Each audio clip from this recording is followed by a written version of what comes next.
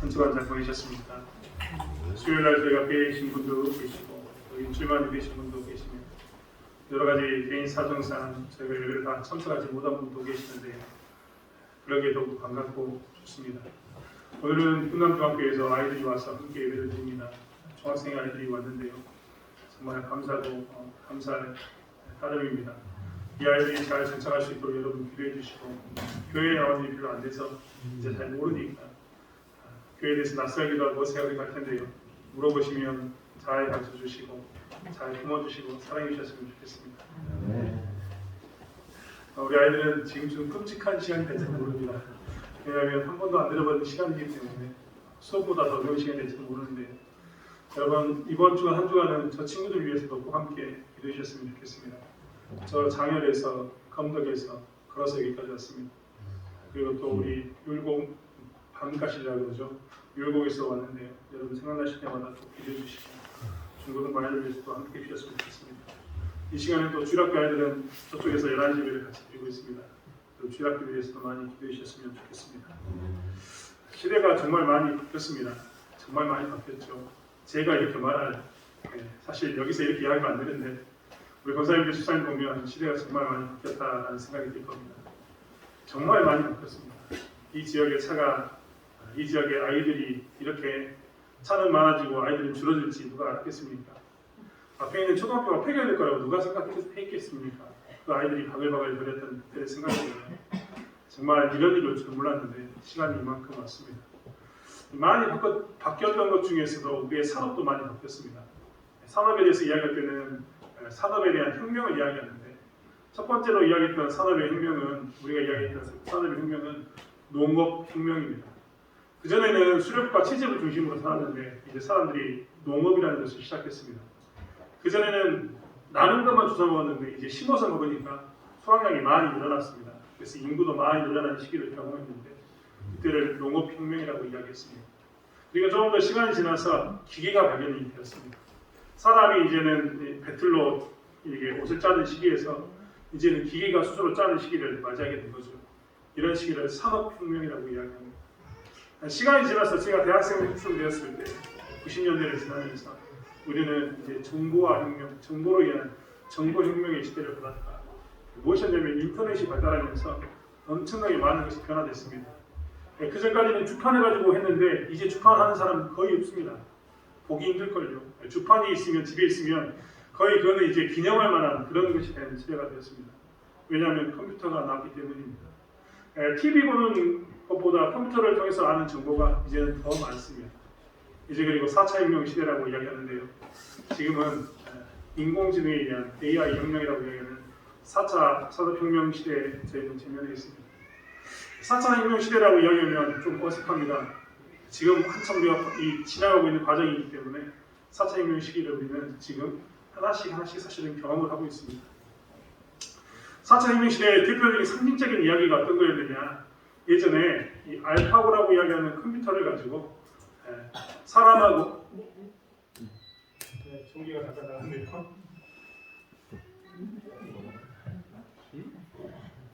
이거는 저희가 잘못한 게 아니고요. 아마 밖에서 전기가 나간 것 같은데 괜찮습니다.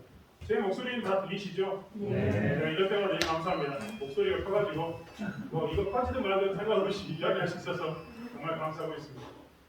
4차 혁명 시대는 뭐라고 이야기했냐면 4차 혁명 시대의 대표적인 것은 AI 시대라고 이야기하는 시대였습니다.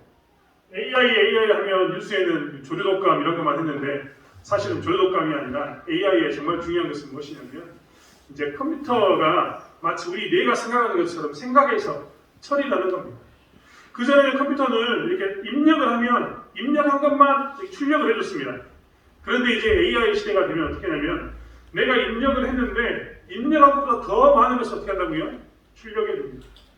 내가 그랬으면 좋겠다 마음 먹은 것도 해주는 시대가 어떤 시대냐? AI 시대입니다. 그 대표적인 사건이 바둑이었습니다.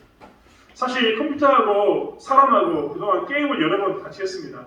우리 이제 중고등부 아이들은 잘 알고 있겠지만 컴퓨터가 게임하는 것이 아이들은 익숙합니다. 하지만 저희 시대 때는요 컴퓨터가 게임하는 게 굉장히 익숙하지 않는 시대였습니다. 그렇지 않습니까? 컴퓨터하고 사람이 서로 이렇게 시합한다는 것 자체가 굉장히 새로운 신기한 그런 시대였는데 그 전에는 어떤 시대였냐면 컴퓨터하고 인간이 하면 인간이 대부분 이겼습니다. 그런데 AI 시대에는요 어떤 일이 일어났냐면 이제 인간이 컴퓨터하고 게임을 하잖아요. 시합을 하면 이길 수 없는 시대가 되었습니다. 왜 이길 수 없느냐? 특별히 AI 혁명 시대 때 대표적인 것이 뭐였냐면 바둑이라고 제가 말씀드렸는데 그 당시에 우리나라에서 제일 바둑을 잘 두는 이세돌 씨가 있었습니다. 우리나라에서만 제일 잘 두는 게 아니라 전 세계적으로 제일 잘 두는 사람 중에 한 사람이었습니다.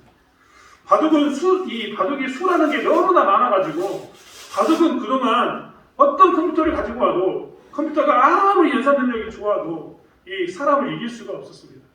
그런데 AI 시대의 대표적인 이 알파고라는 컴퓨터가 와가지고 인공지능이 와가지고 이세돌이라고 이야기하는 전 세계에서 바둑을 제일 잘 두는 사람 중에 한 명이 그하고 시합을 했는데 그가 이겨버렸습니다. 심지어는 이세돌 씨는 딱 한 판 이겼습니다. 한 판. 그런데 중요한 것은 뭐냐면 그 한 판 이기고 난 이후에 알파고라고 이야기하는 이 AI를 가지고 있는 이 컴퓨터하고 시합했던 수많은 바둑 기사들은 한 번도 못 이겼습니다. 왜냐하면 이 인공지능이라고 했던 이 알파고가 자기 스스로 생각하고 판단해서 자기 스스로가 계산을 해가지고 뭐라냐면 배우는 학습을 하는 그런 기능이 있기 때문입니다. 사람들은 그래서 이 AI 시대 때 어떻게 하면 좀 더 논리적이고 이성적으로 이 프로그램을 짜거나 혹은 생각을 하는 게 중요하다는 것을 배웠습니다. 그래서 최대한 논리적이고 이성적인 방향으로 모든 문제를 풀어가려고 하고 모든 문제는 좀 더 논리적이고 좀 더 이성적으로 해서 문제를 풀려고 하는 그러한 상황 가운데 놓여 있습니다. 그리고 그것이 우리에게 좀 더 좋다라고 이야기하는 그 시대가 되었다는 겁니다. 아마 이제 AI 시대가 되면 다시 10년, 20년, 30년 지나게 되면 우리는 굉장히 많은 부분에 있어서 일을 하지 못할 겁니다. 대부분 그 AI라고 하는 컴퓨터가 스스로 배워서 우리보다 더 많은 일들을 하게 될 겁니다. 아마 그런 시대가 곧 올 겁니다. 네, 그러다 보면 사람들이 계속해서 강조하게 됩니다. 뭘 강조하느냐? 무엇이 좀 더 논리적인가? 무엇이 좀 더 이성적인가? 무엇이 좀 더 합리적인가를 따지기 시작한다는 겁니다. 이렇게 계속해서 좀 더 이성적인 것, 좀 더 논리적인 것, 좀 더 합리적인 것을 많은 사람들이 추구합니다. 하지만 AI가 아무리 발달해도 따라올 수 없는 것이 있습니다. 그것은 무엇이냐면 감정입니다. AI가 아무리 좀 더 논리적이고 좀 더 이성적이고 좀 더 합리적이어도 그는 결코 흉내낼 수 없는 게 있는데 그것은 무엇이냐면 감정이라는 겁니다. 감정은 결코 컴퓨터가 흉내낼 수 없는 것 중에 하나입니다. 사실 우리는 좀 더 이 AI뿐만 아니라 우리의 삶 가운데서도 좀 더 이성적이고 좀 더 합리적이고 좀 더 논리적인 것을 늘 강요받습니다. 수학 문제를 푸는 이유는 내가 왜 수학을 풀어야 됩니까? 라고 이야기하는데 그 수학을 풀면서 뭐라냐면 내 논리성을 키우는 겁니다. 이 문제는 이렇게 해서 이렇게 해서 이렇게 해서 이렇게 해서 이렇게 푸는 것. 이런 논리성, 합리성이 계속해서 키워지는 거죠. 내 머리가 계속해서 이성적으로, 논리적으로 계속해서 가능을 하는 겁니다. 그러면 시간이 지나면 반복하면 반복할수록 어떻게 됩니까? 좀 더 이성적이고 좀 더 논리적이고 좀 더 합리적이고 그런 삶을 살게 됩니다. 그렇기 때문에 사실 수학 공부를 시키고 다른 공부를 시키는 겁니다. 수많은 정보를 주어서 내 정보를 공부하게 해서 많은 것을 공부하게 해서 우리가 얻고자 하는 것은 무엇이냐면 그 문제를 풀 때 어떻게 하면 좀 더 빨리 즉 좀 더 논리적으로 이성적으로 합리적으로 적은 돈을 들여서 많은 것을 얻을까 적은 노력을 해서 많은 것을 얻을까라는 것에 우리는 집중해 있습니다.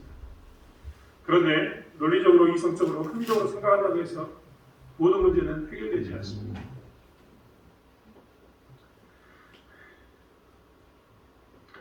저는 이 자리에서도 여러 번 말씀드렸습니다만 제 어린 시절의 기억들에 대해서 이야기한 적이 있습니다. 저희 어머니와 저 사이에서 이야기 그리고 어머니 때는 몰랐는데 어머니가 저에 대했을 때는 몰랐는데 제가 부모가 되었을 때 이해된 이야기에 대해서 여러 번 말씀을 드렸습니다. 그 중에 대표적인 게 제 어머니에 대한 이야기입니다. 제 어머니는 항상 저를 다라이 놓고 때리셨습니다. 다라이 놓고 때리는 이유는 뭐냐면 목욕시키면서 때렸다는 겁니다. 말씀드렸잖아요. 손에 짝짝 물이 감기면서 맞으면 도망가지 못하고 엄청 많이 맞았습니다. 그때는 제 어머니가 이해가 되지 않았습니다. 왜 이렇게 나를 때렸을까? 특별히 더 이해가 되지 않는 것은 제 동생하고 비교했을 때 이해가 더 안 됐습니다. 예를 들면 한번 말씀드렸습니다. 제가 1,000원을 친구 아버지가 아버지 친구분이 제게 1,000원을 주셨습니다. 1,000원짜리 하나를 받아가지고 여기 어린 친구들은 웃을지도 모릅니다. 뭐 1,000원 가지고 그러냐라고 이야기할지 모르지만 당시에 1,000원이 엄청 컸습니다. 80년대에 1,000원은 오늘날 10,000원보다 더 큰 돈이었다고 저는 생각합니다. 아무튼 이 1,000원을 가지고 버스를 타고 면사무소에 나가가지고 5일장에서 짜장면을 사 먹고 장난감을 하나 사고 돌아와도 돈이 남아있을 만큼 1,000원은 큰 돈이었습니다. 그 1,000원 준 돈을 가지고 그렇게 저는 쓰다가 집으로 왔는데 우리 어머니가 마을에 도착하자마자 친구들이 너는 죽었다라고 이야기했고 들어가자마자 우리 어머니가 저를 그때 몹시 때렸던 것을 기억하고 있습니다. 그런데 그 다음에 문제는 그 다음입니다. 아니 제가 잘못했으니까 제가 만든 것은 뭐 그럴 수 있다라고 생각할 수 있는데 그 다음이 문제입니다. 제 동생이 5,000원을 이런 얘기 하면 모르겠지만 제 동생이 5,000원을 아버지 지갑에서 바지에서 훔쳤습니다. 자, 이제 논리적으로 좀 더 이성적으로 따져본다면 제가 제 어머니에게 다라이에서 10대를 맞았다면 5,000원을 훔쳐간 제 동생은 어떻게 됐을까요? 제가 봤을 때 최소한 죽어야 되거나 아니 어디가 묻혀 있어야 됩니다. 네가 그러고도 사람이냐라고 이야기하면서 드자미질을 해야 되는데 저희 어머니께서는 어떻게 하셨느냐? 왔냐? 놀라셔가지고 그냥 왔냐라고 끝났습니다. 저는 그런 걸 볼 때마다 항상 기분이 나빴습니다. 아니 생각해 보십시오. 1,000원 훔친 사람을 그렇게 때렸으면 5,000원 훔친 사람은 죽여놔야죠. 좀 더 이게 좀 더 제가 이렇게 이야기하면 다 웃었지만 사실 그 안에는 무엇이 들어있느냐. 1,000원 훔친 사람에게 매를 때렸다면 5,000원 훔친 사람에게는 그 5배를 하는 것이 공평과 정의다라는 그 개념이 우리 가운데 들어있습니다. 어린 저는 속으로 쌓였죠. 이게 정의냐? 이게 엄마의 사랑이냐? 이게 부모로서의 할 짓이냐? 죄송합니다만 그런 의문이 있었습니다. 사실 그렇기 때문에 제 안에 드는 생각은 편애한다라는 불공정이다라는 생각이 섭섭함이 항상 남아있었습니다.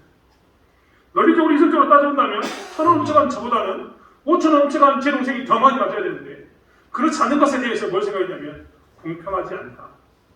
불평이 남아있었다는 겁니다. 그러다 보니까 어머니가 이해가 되지 않았고 어머니에 대해서 미워하는 마음이 나도 모르는 사이에 생겼습니다. 분노가 생긴 거죠. 왜냐하면 정의롭지 않으니까 공평하지 않으니까 어린아이 입장에서 그게 분노로 표출된 거죠. 그런데요 시간이 지나서 제가 부모가 되었습니다. 이제는 제 어머니에게 제가 공평하지 않다라고 이야기하지 않습니다. 이제는 제 어머니에게 그런 상황 가운데 있었던 어머니가 밉다라고 이야기하지 않습니다. 왜 밉다라고 이야기하지 않을까요? 이성적으로는 그게 불평하다는 것, 불평등하다는 것, 정의롭지 않다는 것을 제가 충분히 판단하지만 그때는 감정이 없었습니다. 부모의 마음으로서 부모의 감정이 딱 생기니까 내 안에 드는 생각이 뭐냐면 이성이고 뭐고 다 사라졌습니다. 더 이성적이다, 더 논리적이다, 더 합리적이다 이런 건 다 사라집니다. 다 사라집니다. 뭐가 사라집니까? 감정적으로 거기 동의합니까?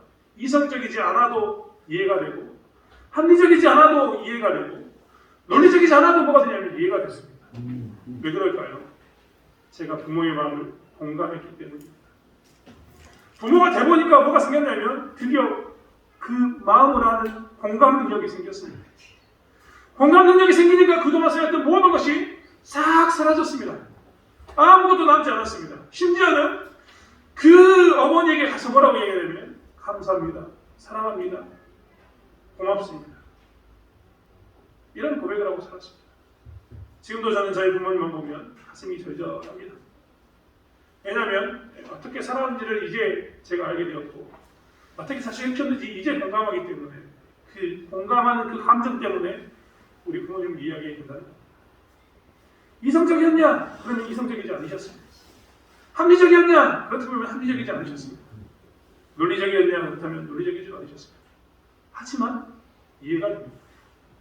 공감하기 때문에 그 감정을 제가 고스란히 느꼈기 때문에 이제 같은 상황 같은 자리에서 그 부모의 마음을 이해하게 되었다는 겁니다. 사실 우리는 신앙생활하면서 이 공감 능력에 대해서 생각해 보아야 합니다.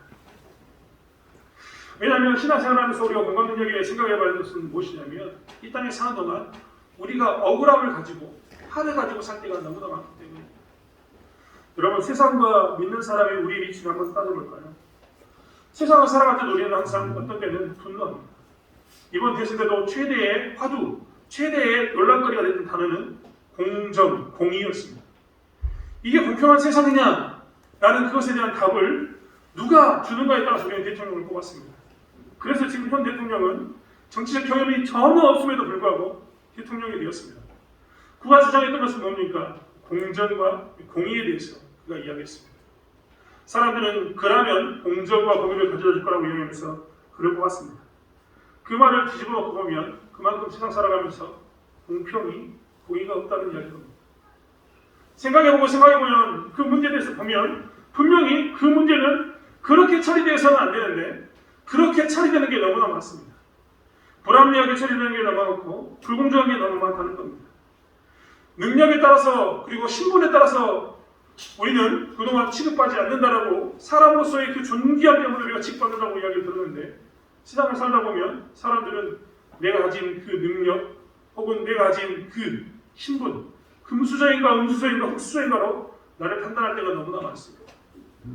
심지어는 은행에 가서 대접을 받는 사람은 누구냐? 돈 많은 사람입니다. 세상에 나와서 대접받는 사람은 누구냐? 돈 많은 사람입니다. 이런 말하면 정말 죄송합니다만 교회에 나와서 어떤 교회는 금가락지와 피단옷을 보면 그들을 대우합니다. 이런 거 볼 때마다 우리 가운데는 뭐가 드냐면 울분이 쌓입니다. 아니 왜 세상이 법이 그리고 그 사람이 나에 대해서 나의 가진 것으로서 저 사람은 저렇게 대하고 나는 이렇게 대하느냐 저 사람은 저렇게 하면서 나한테는 왜 이렇게 하느냐 기분이 나쁘지 않을 수가 없습니다. 우리 가운데는 그런 게 있기 때문에 항상 무엇이 있느냐 이 안에서 쌓인 게 있다는 겁니다. 쌓인 그것은 생각하면 생각할수록 풀리는 게 아니라 아무리 생각해도 풀리지 않는 것들이 너무나 많습니다. 술을 먹고 취해보면 풀릴 것처럼 보이는데 풀리지 않습니다. 화를 내면서 왜 나에게 차별하냐 왜 나에게 불평등으로 나를 대하느냐 왜 나만 차별하느냐 외쳐도 나의 그것은 풀리지 않습니다. 그런 가운데 삽니다. 그렇기 때문에 쌓이고 쌓이는 것은 더욱더 분노가 쌓입니다. 교회에서는 어떨까요? 교회는 정말 그래서는 안 되는데 교회에서도 우리는 이 불평등, 공의가 없음을 경험할 때가 정말 많습니다. 여러분 교회에서 더 많이 섬기면 하나님의 복대로 한다면 그 사람이 가장 큰 자예요. 가장 큰 자는 가장 위대한 자입니다. 낮은 자에서 섬기면 섬길수록 그 사람은 위대한 자가 되는데 섬기면 섬길수록 그 사람들은 위대한 자로 취급해 주는 게 아니라 너는 당연히 그 일을 해야 할 사람으로 취급할 때가 너무나 많습니다. 나는 예수를 잘 믿기 때문에 철저히 낮아져서 그 사람에게 간과 세게를 껴주면서도 맞춰주는데 그 사람은 오히려 큰소리 치면서 너는 당연히 나에게 맞춰야 될 사람으로 인정합니다. 아, 교회 가면 이렇게 해줘야 되는구나. 그가 나에게 이렇게 해주는 것은 당연한 것이다 라고 생각하면서 오히려 그들이 뭘 이야기하냐면 우리는 예수 때문에 낮은 자를 섬기는데 그 낮은 자를 섬기는 것을 너는 낮은 자리에서 나를 섬겨야 돼 사람으로 이야기합니다. 그리고 심지어는 그 섬기는 자리에서 시간이 지나서 이제 그로 좀 섬길 것처럼 보여서 함께 섬기자라고 이야기하면 그들은 오히려 손을 빼고 하는 이야기가 왜 내가 그 일을 해야 되냐라고 이야기합니다. 좀 더 그것을 강요하면 그 사람들은 교회를 떠나면서 교회를 나오지 않겠노라고 이야기합니다. 그런 당황스러운 경우도 우리 직면하게 됩니다.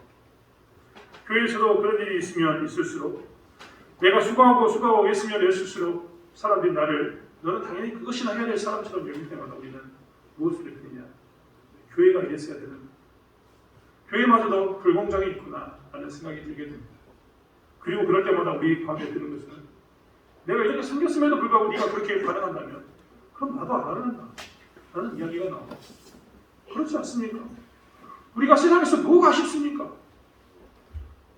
우리가 집이 없습니까? 돈이 없습니까?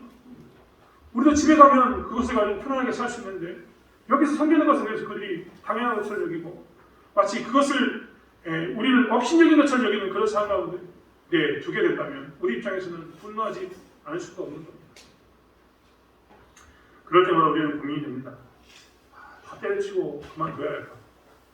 세상에 대해서는 그럴 때마다 우리가 배모를 하고 폭력적인 일을 하면서 혁명을 일으켜서라도 뒤집어 엎어야 할까?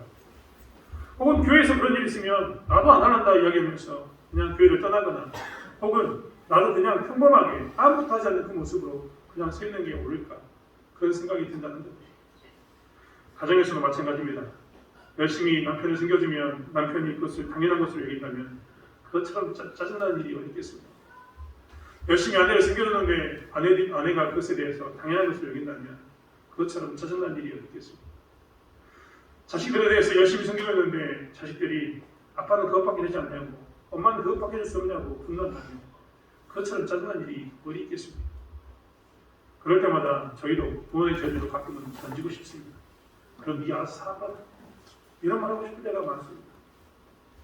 사실 우리는 항상 그렇습니다. 우리의 억울한 일을 당하거나 우리의 고통을 당하거나 우리 힘든 일이 있으면 더 논리적이고 더 이성적이고 더 합리적인 방법을 찾아서 그 더 논리적인 것, 더 이성적인 것, 더 합리적인 것을 그들이 이기려고 합니다. 왜냐하면 그들이 그들 마음 가운데 그것이 더 논리적이고 합리적이고 이성적이라면 들어줄 것처럼 느껴지기 때문입니다. 그러면 그 문제가 풀릴 것처럼 느껴지기 때문에 우리는 좀 더 그 일에 대해서 신경 쓰고 거기에 집중을 하게 됩니다. 심지어는 너도 한번 경험해봐라, 당해봐라 하면서 우리는 모든 일을 집어 던져보면서 너도 한번 당해봐! 라는 그런 마음이 들 때가 있다는 겁니다. 그러면 문제가 풀리겠지라는 생각이 듭니다. 하지만 그렇게 해서 문제가 풀릴까요? 성경은 오늘 우리에게 예수 그리스도의 모습을 보이면서 이렇게 얘기하고 있습니다. 너희 안에 그리스도의 마음을 품으라. 그리스도의 이 마음을 품으라. 곧 예수 그리스도의 마음이다 라고 이야기하면서 그리스도의 마음을 품으라고 하는 겁니다. 그리스도의 예수의 마음은 무엇이었을까? 여러분 한번 생각해 보십시오. 오늘 빌립보 교회에 어떤 문제가 있었냐면 빌립보 교회에 은혜 받은 사람들이 있었습니다. 예수를 믿는 사람이 있었다는 겁니다. 그런데 그들 가운데 일부의 사람들이 열심히 예수고 수고하는 그들에게 이야기하기를 너는 나보다 더 못하다. 그러니까 그 자리에서 섬겨라라는 그 이야기를 했습니다. 그리고 열심히 섬기면서 우리가 하나 되자라고 이야기하니까 그들이 이야기를 아니 나는 너희가 하나 되는 게 아니라 너희 지배자가 되겠다라고 이야기를 했습니다. 이런 말을 들으면 던져버리고 싶죠. 그런데 성경은 뭐라고 얘기하냐면 너희 안에 이 마음을 품으라. 곧 그리스도 예수의 마음이다라고 얘기합니다. 예수의 마음이 무엇이었을까요? 그 뒤에 6절부터 예수의 마음에 대해서 이야기를 하고 있습니다. 그는 근본 하나님의 본체시나 하나님과 동등됨을 취할 것을 여기지 아니하시고 오히려 자기를 비워 종의 형체를 가지사 사람들과 같이 되셨고 사람의 모양으로 나타나서 자기를 낮추시고 죽기까지 복종하셨으니 곧 십자가에 죽으시고 예수님은 어떻게 하셨냐면 예수님은 이 땅에 오셔가지고 그의 삶 가운데서 부딪히는 문제들에 대해서 공의롭지 못하다고 생각되는 그 부분에 대해서 너희가 한번 당해봐라 할 만한 그 문제에 대해서 예수님은 어떻게 행동하셨냐면 이야기하시는 본문의 말씀처럼 그는 하나님과 같은 그 신부님에도 불구하고 무엇을 선택했느냐? 낮은 자리에 선택하셨습니다. 심지어 그는 죽는 십자가에 죽는 그 자리까지 낮아지는 그 자리에 모습 가운데 가게 되셨다는 겁니다. 여러분 능력이 있으면 권위가 있으면 힘이 있으면 어떻게 하고 싶습니까? 쓰고 싶습니다. 한 번, 두 번, 세 번 이 정도까지는 우리가 양보해 줄 수 있지만 4번이 되고 5번이 되고 6번이 되면 우리 가운데 드는 생각이 있습니다. 내가 3번 참았으면 됐지 내가 또 참아? 라는 마음이 들면서 내가 가진 권세와 내가 가진 힘을 가지고 그를 누르고 싶습니다. 내가 힘이 없어서 너희를 생긴 게 아니라 힘이 있는데도 참고 생겼어 라고 이야기하면서 그것을 드러내고 저어버리고 싶습니다. 그런데 예수님께서는 뭐라고 얘기하셨냐면 그는 근본 하나님의 본체시나 그는 십자가에 죽으시고 자기를 낮추셨다라고 이야기하고 있습니다. 예수님은 왜 자기가 가진 권세를 쓰지 않고 낮추셨을까요? 우리가 생각하기에는 내가 가진 권세가 있다면 저어버리고 싶고 쓰고 싶은데 예수님은 왜 이렇게 그저 묵묵히 참으시면서 십자가에 죽기까지 그는 낮은 자리에 가셨을까요? 예수님의 죽음에 대해서 마태복음에 대한 기록은 예수님의 죽음에 대해서 좀 더 기록하고 있습니다. 마태복음 27장 39절부터 44절의 말씀은 이렇게 이야기하고 있습니다. 지나가던 자들은 자기의 머리를 흔들며 예수를 모욕하여 가로되 성전을 헐고 사흘을 짓는 자여 네가 만일 하나님의 아들이여든 자기를 구원하고 십자가에서 내려오라 하며 그와 같이 대제사장들과 서기관들과 장로들과 함께 희롱하여 가로되 저가 남은 구원하였으되 자기는 구원할 수 없도다. 저가 이스라엘의 왕이로다. 지금 십자가에서 내려올지어다. 그러면 우리가 믿겠노라. 저가 하나님을 신뢰하니 하나님이 저를 기뻐하시면 이제 구원하실지라. 제 말이 나는 하나님의 아들이라 할도다 하며 함께 십자가에 못 박힌 강도들도 이와 같이 욕하더라. 예수님은 지금 자기 능력이 있음에도 불구하고 낮아진 자리를 선택했는데 그 낮아진 자리가 그냥 낮아진 자리가 아닙니다. 지나가는 사람들이 고개를 갸웃갸웃하면서 예수님을 모욕했습니다. 흔들면서 모욕을 했습니다. 그 모욕은 뭐였냐면 성전을 헐고 사흘에 짓는 자라는 그 모욕. 만일 하나님의 아들이라는 모욕이었습니다. 성전을 짓고 헐고 사흘에 짓는 자, 그게 예수의 능력이었는데 이것을 그들은 아직 이해하지 못하기 때문에 그것을 오히려 주렁거리로 삼았습니다. 하나님이 아니라는, 예수가 하나님이 아니라는 것을 모르기 때문에 그들은 무엇을 했느냐? 오히려 주렁거리를 삼았습니다. 심지어는 뭐라고 얘기했냐면, 네가 하나님의 아들이라면 십자가에서 늙으면 되는 것 아닙니다. 네가 하나님의 아들이라면 죽게 생겼는데 그 죽음을 버리고 그냥 살아라 라고 이야기합니다. 그런데 그것은 한 사람의 이야기가 아니라 그 당시에 지도층이라고 했던 대제사장과 서기관들과 장로들이 포함된 모습이었습니다. 지나간 사람들의 모습이었습니다. 심지어는 십자가에 못 박힌 강도들도 지금 예수에 대해서 욕하면서 그 이야기를 하고 있었습니다. 네가 남을 구원할 수 있다면 너도 너를 구원해봐라라고 이야기합니다. 네가 이스라엘의 왕이라면 지금 내려와서 우리에게 보여라. 그러면 믿겠다라고 그들은 이야기합니다. 계속해서 조롱합니다. 계속해서 예수에 대해서 욕합니다. 그런데 예수님께서는 그 길을 가셨습니다. 왜 가셨느냐? 왜 낮아진 자리를 가셨느냐? 예수님은 그것을 통해서 우리에게 생명을 주시기 위해서 그 낮은 자리에 예수님은 가셨습니다. 마치 한 알의 씨알이 땅에 떨어져서 죽으면 씨앗을 통해서 30배, 60배, 100배 될 수 있는 것처럼 예수님께서는 그분이 죽으심으로 우리에게 생명이 있음을 아시기에 기꺼이 십자가를 지셨다는 겁니다. 자기의 피를 내어서 우리에게 먹이신 겁니다. 오히려 우리는 그들을 때리면서 내놓아라고 이야기하는데 그 내놓아라고 이야기하는 부르짖는 우리들에게 자기의 피를 기꺼이 내놓으시면서 죽으셨던 겁니다. 왜냐하면 생명 때문입니다. 우리를 살리기 위해서 예수님은 그 길을 가셨다는 겁니다. 그것이 하나님의 뜻이기 알기 때문에 그들은 어떻게 되냐? 예수님은 어떻게 하셨느냐? 그 길을 가셨습니다. 요한복음 3장 16절과 17절의 말씀은 너무나 잘 알고 있는 우리가 알고 있는 말씀입니다. 하나님이 세상을 이처럼 사랑하사 독생자를 주셨으니 이는 저를 믿는 자마다 멸망치 않고 영생을 얻게 하려 하십니다. 하나님이 그 아들을 세상에 보내신 것은 세상을 심판하려 하시게 하며 저로 말미암아 세상이 구원을 받게 하려 하십니다. 이 말씀을 알았기에 그는 어떻게 했냐? 자기가 죽어야만 생명이 되는 것을 알았기에 그는 죽었던 겁니다. 그 죽음을 통해 하나님의 뜻이 이루어지는 것을 그는 봐야 했기 때문에 무엇을 했느냐?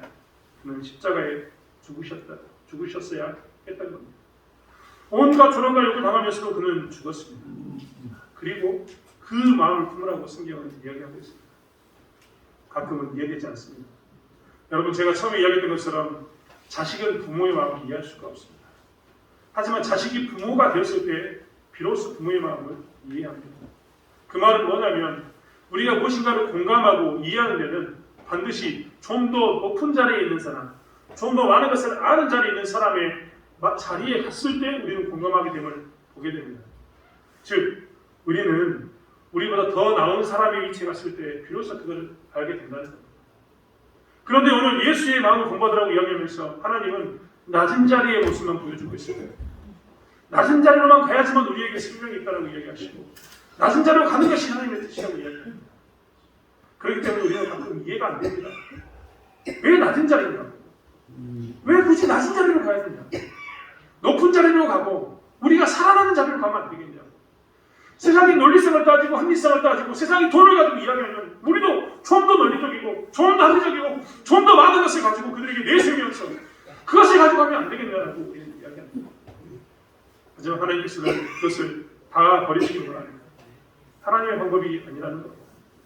하나님의 방법은 그저 더 낮아져서 예수처럼 우리가 십자가에 못 박혀 죽는 그 일을 우리가 행하시길 원하십니다. 왜 그러셨을까? 말씀드렸던 것처럼 그래야만이 비로소 공감할 수 있기 때문입니다. 여러분, 부모가 되는 순간 부모는 밭에 나가서 뼈가 빠지도록 일을 하게 됩니다. 부모가 되는 순간 그들은 아프면 파스를 바르고 힘들면 힘든 것에 대해서 약을 하나 먹으면서 일을 하게 됩니다. 자식은 그것을 모릅니다. 부모만 압니다. 아프면서도 그렇게 할 수 있는 것은 무엇이냐면 그것을 통해서 자식을 살릴 수 있다는 것을 알기 때문입니다. 하나님께서 우리에게 낮은 자리에 있으라고 했던 이야기는 무엇이냐면 낮은 자리를 보여주셨던 이유는 무엇이냐면 그렇게 했을 때 하나님의 마음을 비로소 이해할 수 있고 그렇게 했을 때 비로소 하나님의 마음 가운데서 그들이 우리가 기쁨을 누릴 수 있는 것을 알기 때문입니다. 그랬을 때 비로소 용서하지 못한 자들을 용서할 수 있는 그 자리에 설 수 있음을 알기 때문입니다. 세상과 싸울 때 우리는 세상에 대해서 좀 더 많은 것을 가지고 싸우기로 하지만 많은 것을 싸우는 것으로는 영원히 이길 수가 없습니다.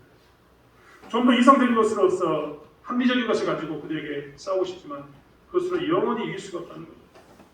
그렇기 때문에 하나님께서는 계속해서 강조하시기를 낮아지라라고 말씀하시고 십자가에 죽은 그 예수 그리스도의 마음을 품으라고 우리에게 말씀하고 계신 것을 보게 됩니다. 여러분, 교회에서 누군가 나의 설교에 대해서 당연한 것을 여겼을 때 우리가 해야 할 것은 그렇기 때문에 그 직분을 던져버리면서 나다지 않겠노라라고 이야기하는 것이 아니라 더 낮아지는 자리에 있어야 되는 것을 보게 됩니다. 더 낮아지면 우리가 평안을 못 누리게 될까요? 더 낮아지면 그들이 용서하지 못할까요? 더 낮아지면 그들을 이해하지 못하고 내 신앙은 무너질까요? 그렇지 않습니다. 더 낮아지면 낮아질 때일수록 우리는 더욱더 하나님의 마음을 이해하게 됩니다. 더 낮아지면서 심지어는 내 목숨을 내어놓았을 때 우리는 비로소 무엇을 이해하게 됩니다. 하나님의 마음을 이해하게 된다는 겁니다. 사랑하는 성도 여러분, 그렇기 때문에 우리가 할 것이 무엇이냐면 낮아지는 자리에 서는 겁니다. 세상에 대해서도 마찬가지입니다. 내가 세상에 대해서 쌓이는 정의롭지 못한 것에 대해서 우리가 해야 할 것은 그들과 똑같은 것을 가지고 싸우는 것이 아니라 더 낮아지는 모습으로 그리스도의 혈기를 드러내는 것이어야 합니다. 가정에서도 마찬가지입니다. 가정에서도 누군가 나를 섭섭하게 하거나 내가 소개하는 것이 당연하게 여기면서 나를 낮게 여길 때, 못하게 여길 때 우리가 해야 할 것은 더 낮아지는 자리에 있어야 되는 것이 우리의 모습인 것을 보게 됩니다. 교회는 참 이상합니다. 왜 이상할까요? 교회는 1년에 한 번씩 사순절을 지킵니다. 고난주간을 지키고 부활주일을 지킵니다. 고난주간이 있을 때마다 우리는 굳이 고난을 묵상합니다. 굳이 교회는 이것을 묵상합니다. 고난이 뭐가 좋다고 고난을 묵상하라고 이야기하겠습니다. 그 십자가에 못 박히신 그 사건이 무슨 자랑이라고 자꾸 그것을 묵상하라고 이야기하겠습니다. 그런데 그 이상한 고난을 묵상하는 그 가운데 우리의 능력이 있음을 보게 됩니다. 그 고난을 묵상했을 때 십자가의 길을 쫓아갔을 때 우리에게 비로소 무엇이 나타나냐면 하나님의 의가 나타나는 것을 보게 됩니다. 비로소 우리는 하나님의 마음을 알고 우리 가운데 있는 생명의 가치를 알게 되는 그 은혜가 우리 가운데 있게 된다는 겁니다. 고린도서 1장 18절의 말씀을 우리는 지난 시간에도 들었습니다. 십자가의 도가 멸망하는 자에게는 미련한 것이요 구원을 얻는 우리에게는 하나님의 능력이시오. 비로소 우리는 하나님의 능력을 경험하게 된다는 겁니다. 그렇기 때문에 우리는 고난을 묵상해야 하고 고난 가운데 다시 한번 우리의 삶을 돌아봐야 되는 것을 보게 됩니다. 여러분, 이번 고난주간, 이제 시작되는 이 고난주간에 무엇을 바라보십니까? 무엇을 기대하고 있습니까? 고난주간을 묵상하는 이 말이 우리가 지난 시간 동안 지난 매 해마다 들었던 말씀인데 이 고난을 묵상하는 것 가운데서 우리가 예수 그리스도를 묵상하고 있습니다. 이 고난에 다시 한번 동참해서 나를 낮은 자리로 내려가야 되는 그 모습 가운데 우리가 있습니다. 교회는 더 낮은 자로 내려가는 그것이 묵상될수록 하나님의 영광을 드러내는 교회가 됩니다. 나의 삶은, 나의 가정은 고난을 묵상하면 묵상할수록 더 아름다운 가정이 됩니다. 세상에서도 내가 하나님의 고난을 묵상하면 묵상할수록 우리는 더 세상에서 인정받는 삶을 살게 됩니다. 사랑하는 성도 여러분, 포기하지 않기로 합니다. 그리스도의 마음을 담기로 합니다. 다시 한번 세상에 나가서 우리가 어떻게 살아야 할지 결정하고 결단하면서 하나님을 쫓아나가는 삶 가운데서는 저와 여러분이 되기를 원합니다. 그리스도를 본받는 삶을 살았을 때 우리는 회복될 줄 믿습니다. 그리스도를 본받는 삶을 살았을 때 우리는 비로소 신자로서의 온전한 삶을 살게 될 줄 믿습니다. 그 고난을 묵상하는 한 주간이 되는 저와 여러분이 되기를 원합니다. 기도하겠습니다.